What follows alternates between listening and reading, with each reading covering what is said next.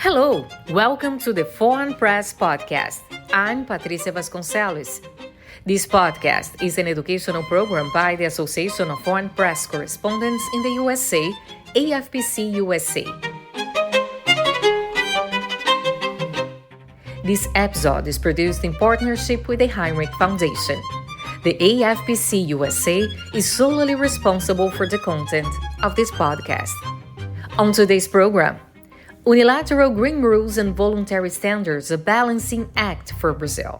A recent study conducted by 3 researchers from University of Bath, England, and Fundação Getúlio Vargas in Brazil to Heinrich Foundation analyzed how the largest country in Latin America can achieve the goals in trade in a scenario where unilateral green rules prevail. What is the best approach to tackle climate change?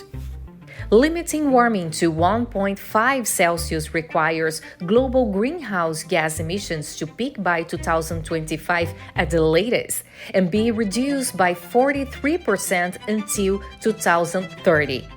Trade plays an important role in achieving this goal. The point for discussion here that we foreign journalists will learn and understand in this podcast is whether unilateral green rules can actually work in an efficient way in comparison to voluntary standards defined by each country. To help us to better understand those questions in a practical way, I talked today with one of the researchers, Rodrigo Fagundes Cesar. He's a professor at Fundação Getúlio Vargas School of International Relations in São Paulo, Brazil. Rodrigo, welcome to the Foreign Press Podcast. Thank you so much, Patricia. Thanks for having me. It's a huge pleasure for me to be here with you. Rodrigo Fagundes Cesar is the leader of FGV's research group International Trade and Sustainability. He holds a summa cum laude PhD in International Relations from the Geneva Graduate Institute and has appeared in multiple high-ranking academic journals and diffused his research via newspaper and op-eds in Brazil and internationally. Rodrigo Fagundes Cesar is interested in the politics of trade and sustainability and in the political impact of firms in trade. Rodrigo previously worked at the United Nations Development Program in Brasilia. So once again, welcome.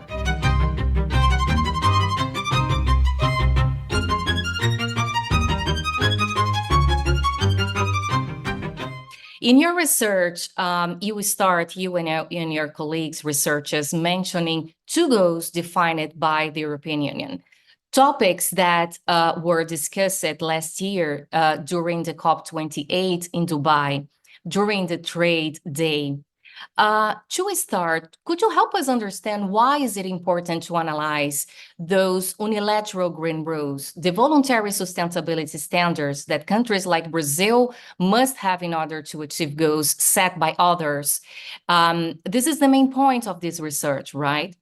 Yes, that is right, Patricia. So basically, let me give you a little bit of context.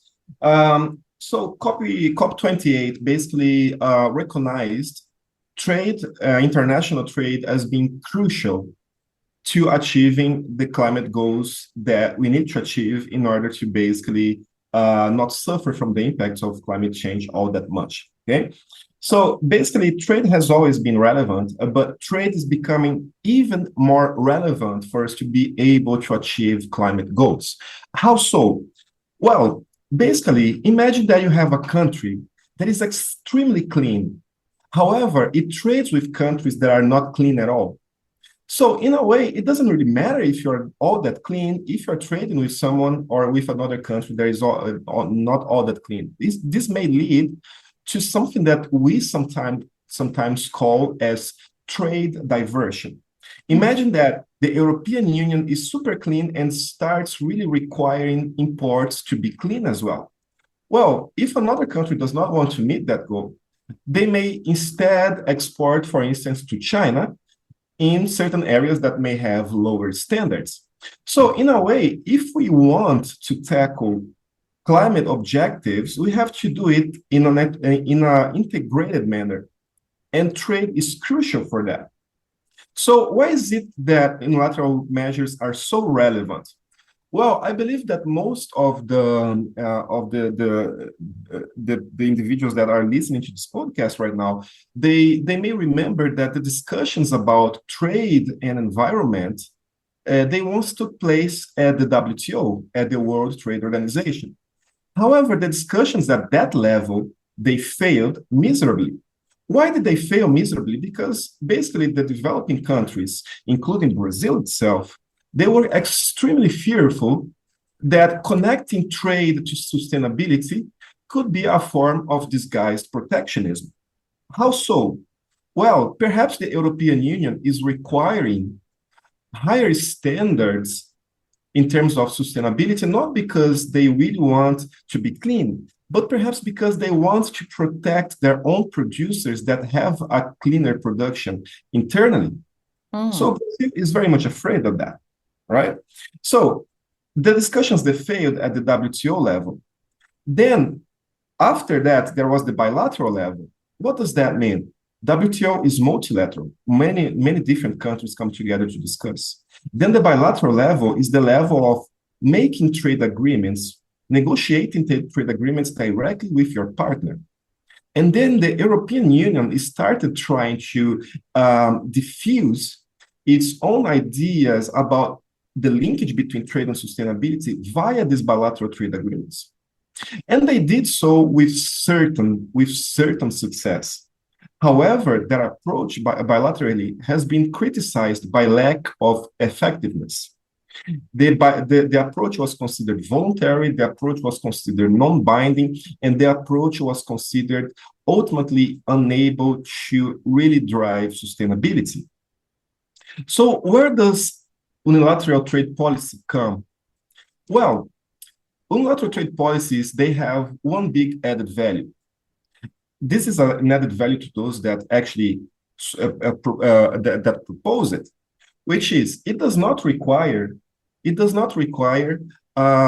agreement by different countries. It has to be agreed internally at the European Union. And then it becomes import restrictions, meaning that if you want to export to the European Union, fine, but then you have to meet certain standards. So because the European Union is such a huge trade actor, they can afford to do so. And they can afford to do so because many people want to export to them and they attract the imports from many different countries, the exports from many different countries. So unilateral trade policies have this added value of not requiring so much compromise at the international level. And then that's why they are actually relevant. And then as we discuss a little bit further, I can tell you a little bit more as to what are the problems associated with that. So you just gave us a clear definition of a concept that is very much clear in your research. And we foreign journalists, I believe that we must understand what is it about in order to develop our stories regarding this topic, which is the unilateral green rules that you just explained. For example, how the European Union developed those unilateral green rules, right? But to put things clear for us and our audience, could you describe what is the voluntary standards and how does this apply to a huge country like Brazil, for example? Yes, sure. So basically, these voluntary rules, when we're talking about the European Union, for instance, and how it trades with Brazil, basically, what this means is that it imposes, not necessarily imposes, but it promotes certain cooperation clauses between the countries that are negotiating. So if you have a trade agreement with Brazil, there is a clause in the trade agreement that may say the parties shall promote cooperation in order to tackle climate-related challenges. So that is fine. That is promotional. That is voluntary. There is a technical cooperation. Another way in which this could be done, for instance, is by means of actual voluntary sustainability standards, which is, for instance, when you take a coffee and you see that there is a fair trade label on the coffee. Okay, that is a voluntary sustainability standard. There is a form of governance of global governance that does not actually impose binding requirements on the parties that take it. Basically, if you want to get the label, it means that you want to abide to those rules voluntarily. And what is your incentive to do so? Well, your incentive to do so is to be able to enter into a select club of either firms or countries or individuals that actually can say that they are sustainable because they get that label. So it becomes a sustainability claim, but it's not binding. You decide if you want to get the label. If you don't want to get the label anymore, you may simply decide not to get it anymore. By the same token, if you have a cooperation clause in trade agreements, you are committing to strive to promote climate goals, but not necessarily that is binding. That is an attempt to simply try to cooperate around climate goals. That is completely different when you're talking about binding sustainability standards, which if you don't do, you are actually breaking the clauses of a contract, and you can be subject to dispute settlement, and you can get some sort of punishment for not doing so. So for me, I understand that those are the two main actors that we must pay attention in this research: the unilateral green rules and how does this apply to actors around the world, and voluntary standards and how this apply to Brazil. And talking about two goals established by the European Union that you mentioned in your research with your colleagues, the Renewable Energy Directive that says that by 2030, 42.5% of the energy consumed within the European Union must be renewable. And the EU Deforestation Regulation that brings rules in a broader plan of actions to tackle deforestation. What are the main points analyzed in your research to understand how Brazil, with unilateral green actions in a voluntary standard, can meet goals to tackle this climate change? So the interesting aspect that made us really focus on this specific topic in our research is actually the fact that the EU Renewable Energy Directive, which is also known as the Biofuels Law, it actually has a mix of elements of binding requirements and voluntary requirements. And that is extremely interesting. Why is that extremely interesting? So it is a law. So for you to export to the European Union and have a sustainability claim, for you to export, for instance, ethanol to the European Union, and for that ethanol to be considered sustainable in European markets, it has to comply with the EU Biofuels Regulation. That is not optional. That is not necessarily something that you can simply advertise out of the blue. You have to comply with those regulations. They are binding. So that is very interesting in one way, because the EU Biofuels Regulation has a bunch of requirements associated with land use, with traceability of emissions, and with greenhouse emissions that are required for you to claim that your sugar production, that your biofuel production, that your ethanol production is actually sustainable. But that is the binding part of this law. But what is the voluntary part of it that makes it so interesting, but at the same time, very, very nuanced and very, in a way, complicated if you don't break it down? If you want to get a green lane, in other words, a quick access to the European market, you may simply get a certification.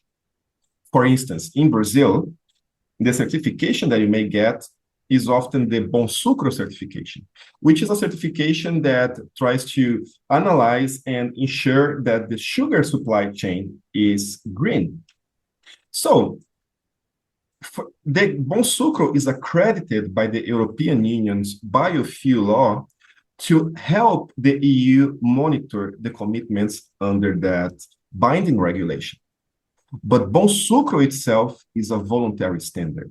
So, Rodrigo, just for us to understand, to explain for our audience about Bonsucro, right, which is a global nonprofit, multi-stakeholder governance group promoting sustainable sugar cane, right? That is right, Patricia. So basically, Bonsucro is not a governmental institution. It is a private law institution that basically is a voluntary standard.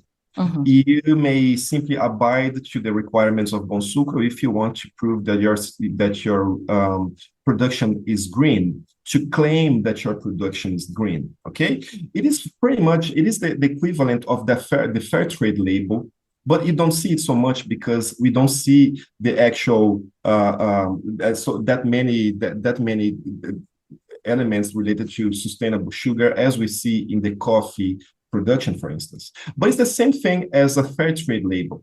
It is a label that is voluntary.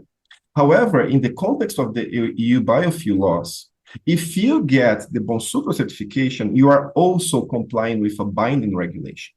So in a way, what is so interesting about the biofuel laws is that it integrates public and private governance of trade and sustainability, and it integrates binding and non-binding elements of trade and sustainability governance. So that's so interesting about it.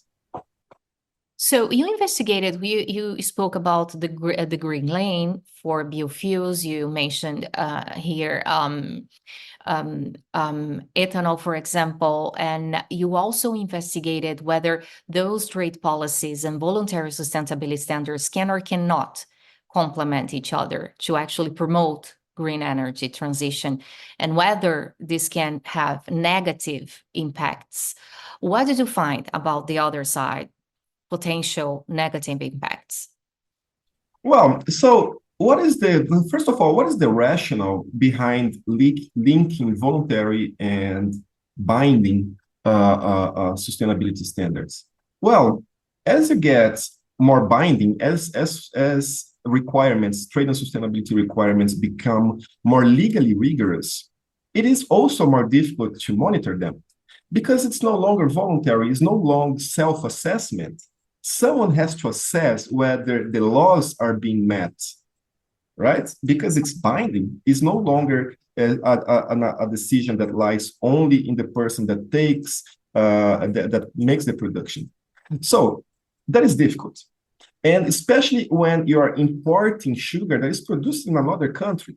So the connection with Bonsucro and other voluntary sustainability standards is because these organizations, they already have a long history of monitoring sustainability commitments abroad in many different countries. So the European Union simply tried to do something that would make it easier for them and more efficient for them to monitor the commitments under the biofuel laws. They included voluntary sustainability standards because these guys they have a lot of knowledge in terms of how to actually monitor these commitments abroad. So in a way, you can think that that's very good because it's going to bridge a capacity gap that the state may not have. For instance, and just to cite an example, in Brazil, only 3% of deforestation alerts, in other words, suspicions of deforestation, that are actually met with enforcement by the authorities, the environmental authorities of Brazil, which we know in Brazil as IBAMA. So there's a huge capacity gap in terms of the public government, the actual government, to impose and to enforce these laws, the sustainability laws. So the monitoring of the private sustainability standards could help with that. However, we need to do that in a very precise, and we have to thought of that in a very careful way, because sustainability standards, they also have negative externalities. For instance, voluntary standards, they have a cost, and usually it is much easier for the biggest players to bear those costs because it's a fixed cost.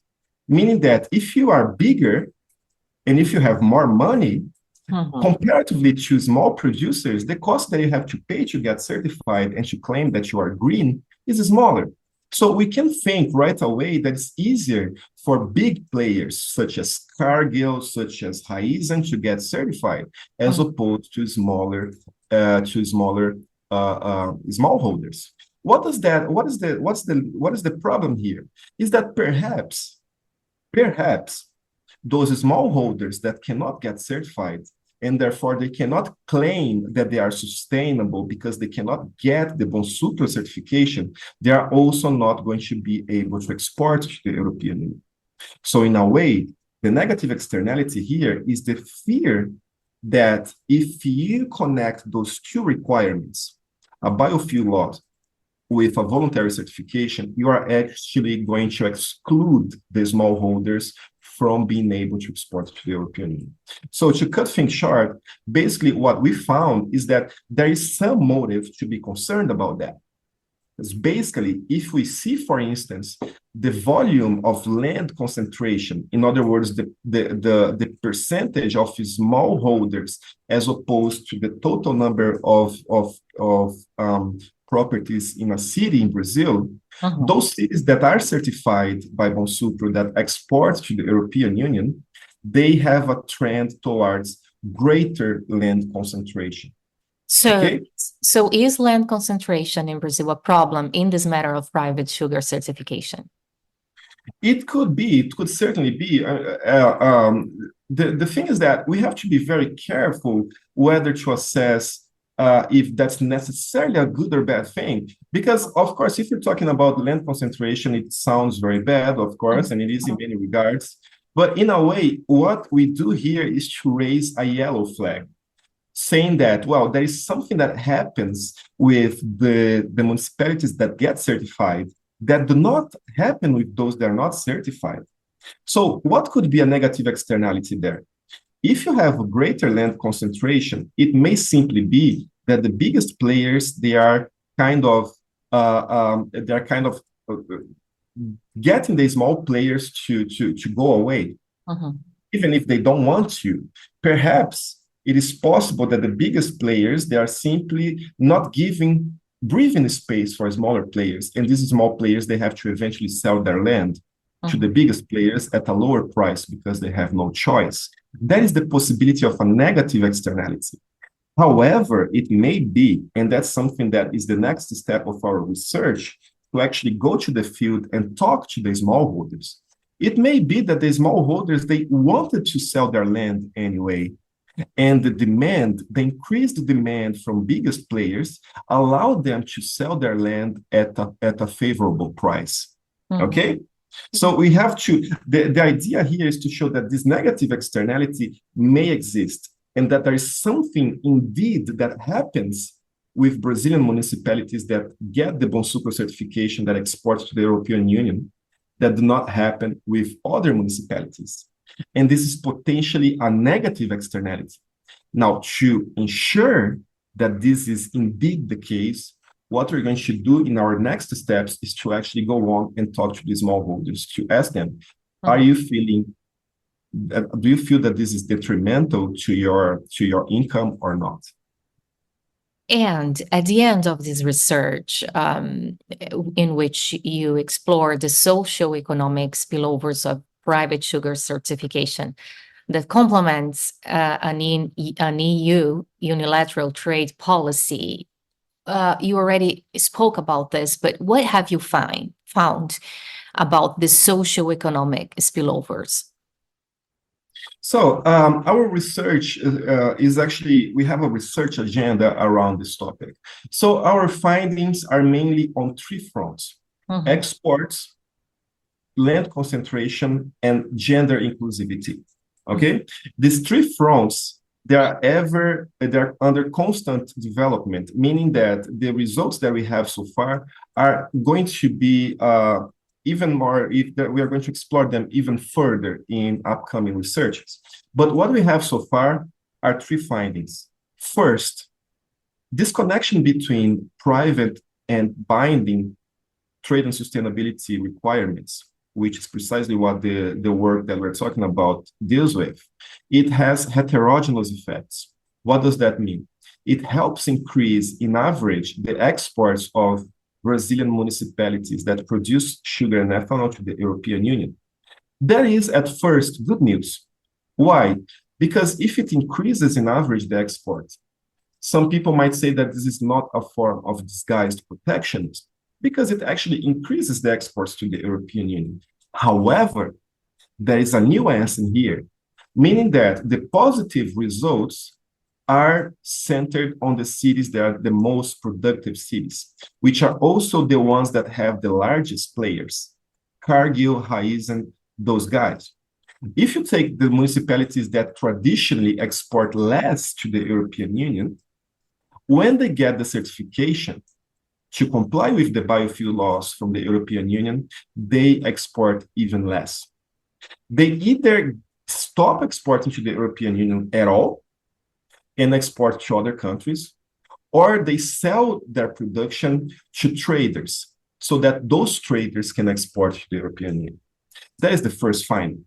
The second finding, which we explore in further depth in the report by him, we published at Heritage Foundation, is that municipalities in Brazil that have units that are certified and that comply with the unilateral trade measure from the European Union on biofuel regulations, they tend to be more concentrated in terms of land ownership, meaning that the proportion of smaller and medium landowners in those cities is lower than compared with the cities that do not have the certificate.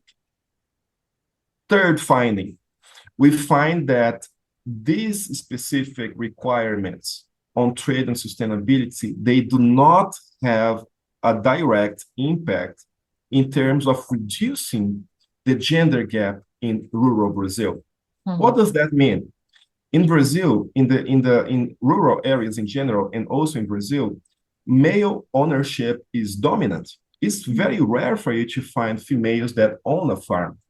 And we expected at first that if Bonsucro helps empower smaller farms and smallholders, which have more women ahead of those farms, that perhaps the connection between Bonsucro and the unilateral trade policies in the European Union could help mitigate the gender gap in rural Brazil. But that's not the case at first, as we found it. So basically, what we take from all that, the results of these unilateral trade policies, they are mixed, and they require fine-tuning in order to assure that they generate positive externalities, that they deliver results not only in terms of environmental protection, but also in terms of socioeconomic justice. Well, you gave us a lot of ideas and explanations that could lead to, interesting stories for us, foreign journalists, regarding this research specifically. But is there any specific aspect or detail regarding this research or, from your knowledge, regarding another topic in climate change that you would suggest for our audience? Then I'm talking about colleagues, foreign journalists working for major media outlets abroad that could be an idea of approach, or regarding your research, what you would consider an important view or detail that we must pay attention of. Well, thank you so much, Patricia, for that question, because that's really something that I think it's very worth being discussed. Mm-hmm. So what is it about these unilateral trade policies? And usually we know EUDR, which is the EU Anti-Deforestation Directive, that may lead to some concern. Well, these policies, they are unilateral, and by definition, they lack legitimacy in a way. Why do they lack legitimacy? Because unilateral trade policies, they are decided by the constituents, by the voters of the country that they were enacted on. Meaning that the European Union launches a unilateral trade policy. That unilateral trade policy responds primarily to the objectives of the European voters, the European constituents. Meaning that it does not give so much attention to what developing countries want from that same policy. Okay? So what is the problem here? The problem here is that if we have negative externalities associated with these unilateral trade policies, developing countries are going to be annoyed with it. They are going to think that it does not work. They are going to consider that this is green imperialism. They are going to consider that this is trying to strip them of their right to social development.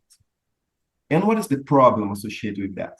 It may be that this lack of legitimacy down the road is going to then generate a backlash against the sustainability policies in the moment when we need it the most, in the moment when we really need to mitigate emissions and to tackle climate change. So in a way, we have to really pay attention, and I invite the audience to pay attention to that, which is what could be the negative effect of this down the road. What could be done to mitigate these negative effects down the road, especially in terms of the political feasibility of trade and sustainability solutions to the climate challenges.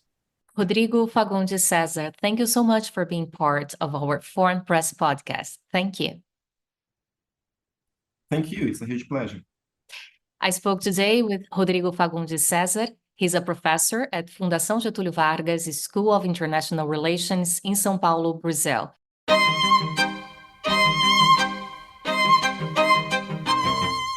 This episode is produced in partnership with the Heinrich Foundation. The AFPC USA is solely responsible for the content of this podcast.